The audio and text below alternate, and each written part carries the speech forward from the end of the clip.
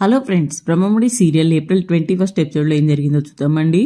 Last ఎపిసోడ్లో Raj Aparna బర్త్డేని celebrate చేయడం అదంతా చూసిన యామిని కోపంగా ఉండటం జరిగింది కదా.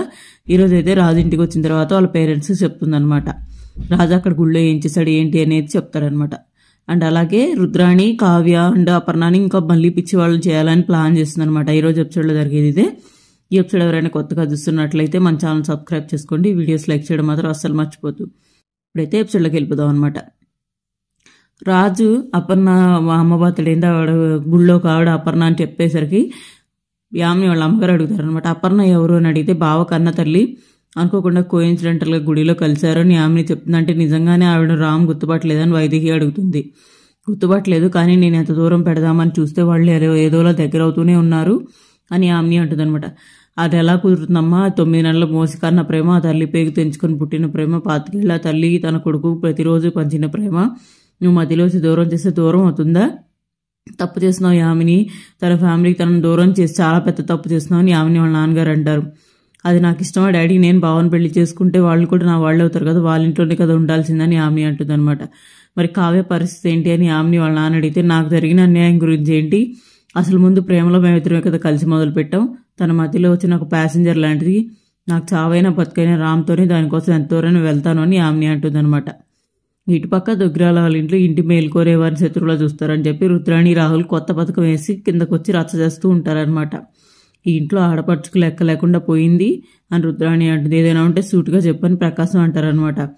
రాజు పోయాక, అదే కనిపించకుండా పోయాక కావ్య పిచ్చి భ్రమంలో బతుకుతుంది, మనందరికీ తెలుసు.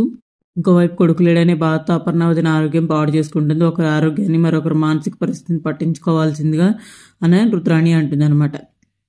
ఏ మాయ మాటలు చెప్పింది, ఏ అబద్ధాలు చూపించిందో కానీ ఈనాటిదాకా మంచానికి పరిమితమైన అపర్ణ వదిన మాయ చేసింది. ఇంట్లో ఇప్పుడు ఇద్దరు పిచ్చివాళ్ళు తయారయ్యారని రుద్రాణి అంటుంది. అదే మీ దృష్టి లోపం అని అంటున్నాను స్వప్న అంటుంది అనమాట. కావ్య ఏం చేసిందో ఏందో తెలియదు కానీ మంచానికే పరిమితమైన అపర్ణను గుడికి వెళ్ళేలా చేసింది కదా, నీకొచ్చిన బాధ ఏంటని ఇందిరాదేవి గారు అంటుంది అనమాట. కొడుకు పోయిన వాళ్ళు ఇంత త్వరగా కోలుకోరు, ఏ ఆశలు కల్పించిందో ఏమో, తర్వాత వదిన మానసిక పరిస్థితిని అంచనా వేయగలరా అని రుద్రాణి అంటుంది అనమాట.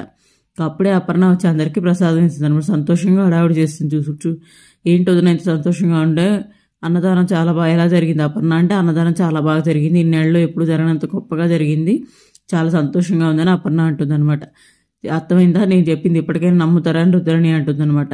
ఇంతకీ ఏం చెప్పావు, నేను సంతోషంగా ఉండకూడదా, ఇంతకీ ఏం చెప్పావని అపర్ణ అడుగుతుంది అనమాట. ఇన్ని రోజులు కావ్య ఒకతే పిచ్చిదానిలో ప్రవర్తించింది, ఇప్పుడు నువ్వు కూడా ఉన్నావని రుద్రాణి అంటుంది అనమాట. నీలాగే నేను కూడా ఇన్నాళ్ళు రాజులేడని అనుకున్నా, కావ్య మాటలు నమ్మకుండా ఇంతకాలం నేను కూడా మోసం చేశాను అందరినీ, నేను కూడా కావ్య మాటలు నమ్మలేదు, కానీ గుడికి వెళ్ళి దర్శనం చేసుకున్నాక, దైవం దర్శనం చేసుకున్నాక అప్పుడు నాకు నమ్మకం వచ్చింది, నా రాజు తప్పకుండా తిరిగి వస్తాడు, నన్ను నమ్మండి, నాలో వచ్చిన ఈ మార్పే ఈ నమ్మకానికి సాక్ష్యం, నిజమండి, మన రాజు త్వరలోనే మన ఇంటికి వస్తున్నాడు, ఆ దేవుడు ఇంటికి పంపిస్తున్నాడు, నన్ను నమ్మండి అని వాళ్ళ ఆయనకి చెప్తుంది అనమాట.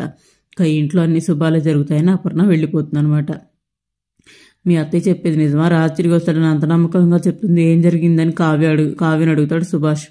నేను అప్పుడు ఇప్పుడు ఎప్పుడు చెప్తూనే ఉన్నాను, ఆయన బతికే ఉన్నారు, కానీ మన ఇంటికి ఎందుకు రావట్లేదు అనే ప్రశ్నకు ఆయన తిరిగి వచ్చిన రోజు మీకు సమాధానం దొరుకుతుంది, నన్ను నమ్మి నాతో నడవండి అని కావ్య వెళ్ళిపోతుంది అనమాట. అప్పుడు రుద్రాణి అంటే, ఏదో హరికథ చెప్తున్నట్లు అలా వింటారేంటి అని రుద్రాణి అంటే, రాజు వస్తాడని చెప్తుంది, కొన్ని రోజులు ఎదురు చూద్దామని ప్రకాశం ఉంటాడనమాట. ఇక కావ్య వదిన మాటలు విన్నాక రాజు వస్తాడని ఆశ పుట్టింది, అది నిజం కావాలని కోరుకుందాం అన్నయ్య అని ప్రకాశం వాళ్ళ అన్నయ్యకి చెప్పి వెళ్ళిపోతాడనమాట. నువ్వు పిచ్చిదని ముద్ర వేయాలనుకున్న కావ్య మాటలు ఈ ఇంట్లో వాళ్ళకి కంటి తుడుపు అయ్యాయి, నువ్వు కొన్ని రోజులు ఈ విషయం వదిలేయడమే మంచిది, లేనిపోని గొడవలు పెట్టి ఇంట్లో వాళ్ళకి మనశ్శాంతి దూరం చేయకొని సుభాష్ అంటాడనమాట. ఇంటి ఆడపడుచు అంటున్నావు, ఇకనైనా శుభం పలుకొని ఇందిరాదేవి వెళ్ళిపోతుంది. దాని లక్ష్మి కూడా చూసి వెళ్ళిపోతుంది అనమాట. ఏమంటుందంటే, నువ్వు మిగిలావా తిట్టు అంటే, లేదు నా రాజు తిరిగి రావాలి, నేను రాజు పిన్నిగా కోరుకుంటున్నానని దాని లక్ష్మి అనగానే, ఉన్న వికెట్ కూడా అవుట్ అని రుద్రాణి అంటే, ఇప్పుడు స్వప్న వచ్చి నువ్వు కూడా క్లీన్ బౌల్డ్ అవుతావు, ఆ ఇంట్లో ఇక అంతా సంతోషంగా ఉంటారని స్వప్న కూడా అనేసి వెళ్ళిపోతుంది. గుడికి వెళ్ళొచ్చిన అత్తయ్యలో ఇంత మార్పు ఏంటి మమ్మీ అని రాహుల్ అడుగుతాడు అనమాట. నిజంగా నా గుళ్ళో ఏదో జరిగింది, కొంపదీసి రాజు బతికే ఉన్నాడా, మన సాక్ష్యాలు అని రుద్రాణి అంటే, మనం సాక్ష్యాలు చూసాం కదా, కానీ బాడీ చూడలేదు కదా, అది నిజమో కదా ఎలా తెలుసుకోవాలి, అది వదినతోనే మొదలు పెట్టాలని రుద్రాణి అంటుంది అనమాట. మీకు నాకు నా బంధం ఏంటి అని అది అయిపోయిన తర్వాత ఇటుపక్క రాజు ఆలోచిస్తూ ఉంటాడనమాట. మీకు నాకున్న బంధం ఏంటి అని అడిగితే చెప్పకుండా తప్పించుకున్నట్లు అనిపిస్తుంది. ఇంతమంది ఉన్న నేను కళావతి గారికి ఎందుకు కనెక్ట్ అయ్యాను, తను మాత్రమే నాకు బాగా తెలుసు అన్న ఫీలింగ్ ఎందుకు వస్తుంది, అయినా నా టాలెంట్ గురించి కళావతి గారికి తెలియదు అనుకుంటా, ఆవిడ చెప్పకపోతే నేనే తెలుసుకుంటాను, ఒకసారి మనసుకు పదును పెట్టి ఆలోచించని రాజు ఆలోచిస్తాడనమాట.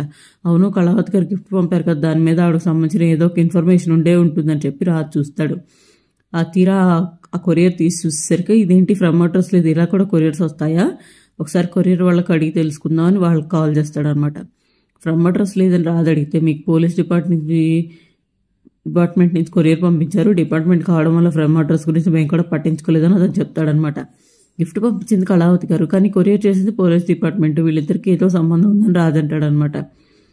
వాళ్ళు పంపించారు కాబట్టి నాకు పోలీస్ డిపార్ట్మెంట్కి ఏదో సంబంధం ఉందా అంటే, నేను పోలీస్ డిపార్ట్మెంటా, ఓహో కళావతి గారు కనిపెట్టేస్తాను రాజు అనుకుంటాడనమాట. ఇంకోవైపు రాజు ఫోటో చూస్తూ అపర్ణ సంతోషపడుతూ ఉంటుంది. అప్పుడే వచ్చిన కావ్య, మా ఆయనతో ఏదో ముచ్చట్లు చెప్తున్నారు ఏంటి అత్తయ్య గారు అంటే, నా కొడుక్కి నేను చెప్తున్నాను, ఈ తల్లి కొడుకులకి ఎవరు దూరం చేయలేరని అపర్ణ అంటుంది అనమాట. తర్వాత రాజుని ఎలా మీరు నాకు పెళ్లి కానంత వరకే మీ అబ్బాయి, ఆ తర్వాత మా ఆయన అంటే అంత సీన్ లేదులే, మా పిల్లలు పుట్టిన వాడు నా కొడుకే అంటుంది అనమాట. ఇంతకీ రాజుని ఎలా తీసుకొద్దాం అనుకుంటున్నాను అపర్ణ అడుగుతుంది. దేవుడే ఏదో ఒక దారి చూపిస్తాడు అత్తయ్య అని కావ్య చెప్తుంది అనమాట. అది కాదే, ఆమెని పెళ్ళంటూ నా కాళ్ళకు దండం పెట్టి ఆశీర్వదించమని ఉంటే నువ్వేది పట్టినట్టు ఎలా ఉంటున్నావని అపర్ణ అంటుంది. మనది అనుకున్నది ఎలాగైనా మనకు చేరుతుంది, అదే నా నమ్మకం అని కావ్య అంటుంది. ఆయన గతం మర్చిపోయినా మా బంధం గురించి ఆయన ఆలోచించేలా చేస్తుంది. త్వరలోనే ఆయన గతం గుర్తుకొస్తుందని నమ్మకం నాకుంది అత్తయ్య అని కావ్య అంటుంది అనమాట. ఇంతకీ మీరు ఆయన వేసుకొచ్చిన డ్రెస్ చూసారా అంటే, నేను వాడు చూసి సంతోషంలో గమనించలేదే అంటుంది. ఆయన గతం గుర్తుకొచ్చేలా ఆరున్న షర్ట్ పంపించాను, దాని గురించి అడగడానికైనా రేపు ఆయన నన్ను కలుస్తారు, దానికి ఏం చెప్పాలో కూడా ఆలోచించి పెట్టుకున్నాను అని కావ్య చెప్తుంది అనమాట. ఇంకా తర్వాత అపర్ణను భోజనానికి తీసుకెళ్తుంది కావ్య. ఇంట్లో అందరినీ భోజనానికి పిలుస్తారనమాట. చాలా సంతోషంగా ఉంది వదిన, ప్రకాశం అంటారనమాట ప్రకాశం గారు. ఇన్నాళ్ళకి ఆ వదిన కొంచెం మామూలు మనిషిలో మారిందని చెప్పి ఇంకా అందరూ భోజనానికి లేస్తుంటే 1 నిమిషం అని రుద్రాణి ఆపుతుంది.